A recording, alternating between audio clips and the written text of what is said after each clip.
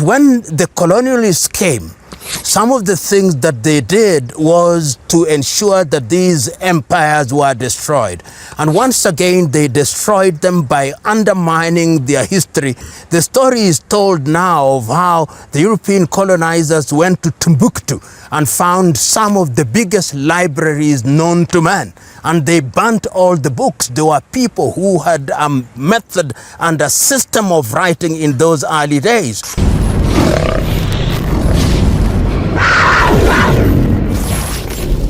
Those who want to engage in debate as to whether they were great African empires or they were not may continue to do so inside the classroom.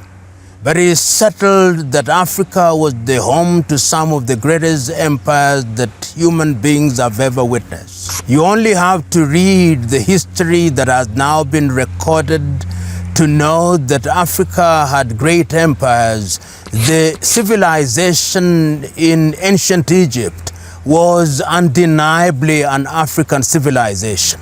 When the world did not know what to do, the pyramids were being erected along the Nile Valley from what is present-day Sudan to what is present-day Egypt. And indeed, that was an empire that was one of the largest in the world in those days. And indeed, one can dare say that what is described as the Middle East was in many ways part of the continent of Africa. Indeed, a friend of mine once asked, why is Madagascar part of Africa, but just across the Red Sea is not a part of Africa? But we know how that geography and that history was brought about.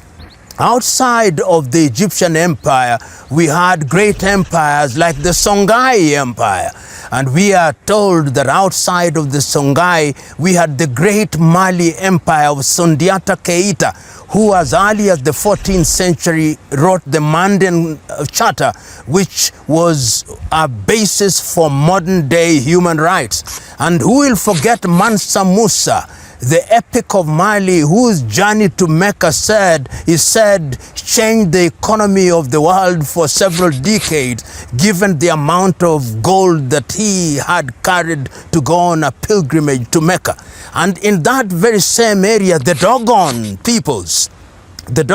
peoples' knowledge of astronomy is now being confirmed as having been correct. The Benin Empire was also a great empire during those early days, as indeed the Yoruba Empire, and we know that that empire is still alive today, what with the presence of the Oni of Ife and other civilizations in Dahomey, the Amazon fighters in what is present-day Benin. In fact, there is a debate now as to which was the longest. Is it the Great Wall of China or the Wall of Benin, which covered several kilometers? And there is a debate indeed that the Benin Wall is the largest edifice ever to have been built by human beings. That is in the western part of Africa. In the Horn of Africa, we know the Kush Empire, the old empire of Menelik, which we are told had connections with the Middle East, what we now call the Middle East. The story of King Solomon and the Queen of Sheba is a story that has been told and retold because there was an empire in the Kush area, sometimes referred to as Abyssinia, sometimes referred to as Ethiopia. In the eastern part of Africa, we had the kingdoms of the Buganda and the kingdoms of the Banyoro Kitara and their famous King Kabarega, who were of course taken away by the British and imprisoned in the islands in the Indian Ocean as a way of colonizing the parts of the world that they had controlled. And in Tanzania, we had kingdoms amongst the Hehe, and we remember the Hehe rebellion, which was a rebellion against the colonizers, the Germans at that time. And when you go down south, there were major kingdoms there. The Monomotapa Empire. The Monomotapa Empire in modern-day Zimbabwe built some of the greatest walls ever known to man before the discovery of cement as we now know it. And in that very same neighborhood, as you move toward the Atlantic, the Ndongo Empire in present-day Angola was a major empire that encompassed the land that is now occupied by the Ovambo and the Ovimbundu in Angola, and even in the Cabinda area. Stories are told of how European explorers discovered that there were organized kingdom in the Congo, so that the Italian Ferdinand di Brazza, when he came, he was being told about these thoroughly organized kingdoms down in the south. Who will forget Shaka of the Zulu? Shaka of the Zulu was a great warrior whose activities are narrated today and whose military exploits are known to the world. And we will remember that one of the biggest battles ever fought, which was lost by the colonialists, and the Battle of Vincent Luana in what is today Southern Africa. All these African kingdoms and many others, which we don't talk about, and we can talk about, existed at a time when many European nations were not organized. They existed at a time when what we now call European nations were the barbarians were roaming. The Visigoths and the Ostrogoths and the Normans and others were still running riot in Europe, and these were organized kingdoms where there was commerce. These were organized kingdoms where there was currency. These were organized kingdoms where there was a political culture. These were organized kingdoms where there were industries that existed and could be celebrated in those early days. And it is sad that when the colonialists came, some of the things that they did was to ensure that these empires were destroyed. And once again, they destroyed them by undermining their history. The story is told now of how the European colonizers went to Timbuktu and found some of the biggest libraries known to man. And they burnt all the books. There were people who had a method and a system of writing in those early days. But we are aware, thanks to a great Senegalese, Cheikh Anta Diop. Cheikh Anta Diop is today the guru of African history.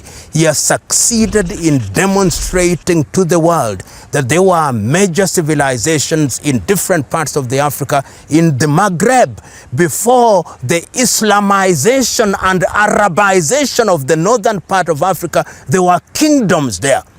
It is even debatable, some say, that Hannibal, who nearly conquered Italy, was indeed an African, and even individuals who borrowed different ideas, such as Hammurabi, the Greeks, who, like Pythagoras, some of these ideas about mathematics, the introduction of zero into mathematics, these had already been thought out in these African kingdoms, and these are things that send a clear message that there were African kingdoms which thrived, but which were decimated through slavery, which were decimated through colonization. Some of them are still alive. You go to South Africa, it is not as great as it was, but there is still a Zulu Kingdom.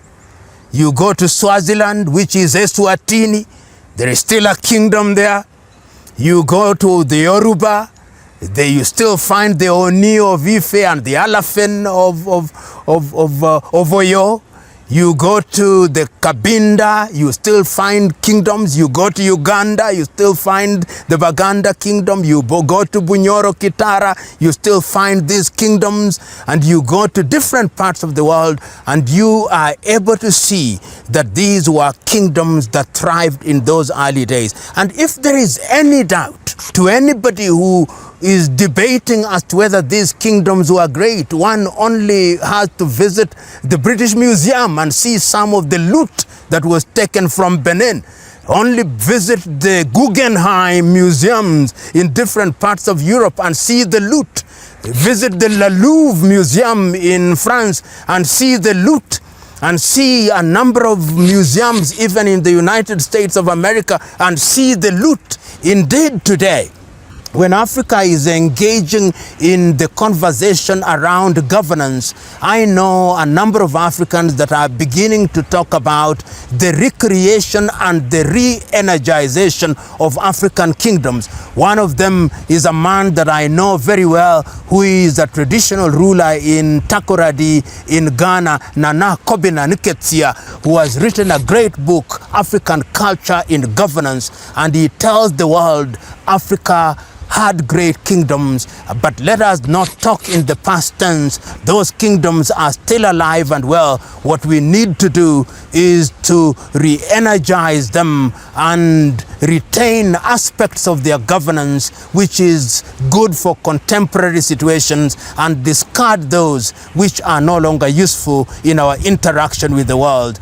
Africa's great kingdoms must remain alive from Cape to Cairo. Africa's great kingdoms must remain alive in history books. Africa's great kingdoms must be talked about and must be narrated. African great kingdoms must be revived in the spirit of Africans, not only in the mother continent, but even in the diaspora, where we now talk about the 6th region, so that the commandos who are in Jamaica must talk about them. The Africans who are in Brazil must talk about them. The Africans in Colombia must talk about them. The Africans in St. Kitts and Nevis must talk about them. And when we unite as Africa, we have a contribution to make to the quest for governance, through governance of an African origin, emanating from the great African kingdoms of old.